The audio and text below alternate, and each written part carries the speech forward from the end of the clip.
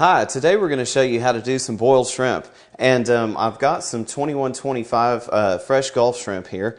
And these are also referred to as pink shrimp. And one of the great things about boiled shrimp is that you don't have to actually clean the shrimp until they're actually done and ready to eat. They're much better product if you leave the shell on. A lot of times you use shrimp shells to actually make seafood stock and things of that nature. So we're going to go ahead and just leave the shells on and the legs and such. So once these are done, we'll just chill them down and sprinkle them with some extra seasoning. And once they chill down to a certain point, then they'll be ready to eat, and the guests can just actually take the shells off themselves. But the shell adds a really nice, rich flavor to these anywho. So I've got some cheesecloth here, and what I'm going to do is make a little spice bag. And there's a multitude of seasonings in the grocery stores out on the market there.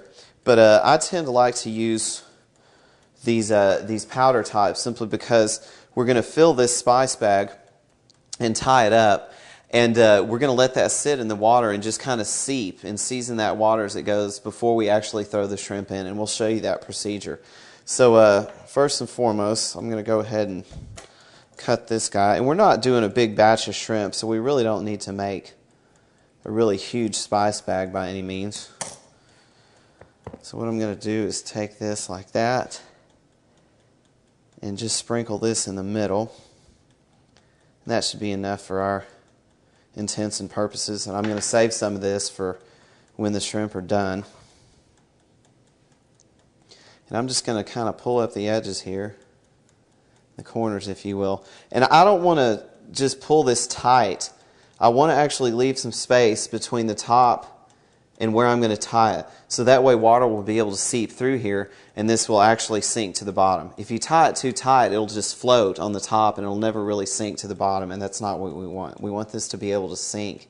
And as the water that we cook our shrimp in begins to come to a simmer, these seasonings will start to seep out, and it makes a really nice product as far as that goes. So I've pulled those up. We're going to go ahead and tie that tight and make sure that we don't have any gaps that got away from us. We didn't. And I'm just going to tie this in a knot. And I will trim the ends off here. And that is our spice bag for boiled shrimp. And as you can see, some's already come out, and that's fine. That's what I want to happen, actually. So we're going to go ahead and get the stock pot ready, and we'll come back and show you how to do that.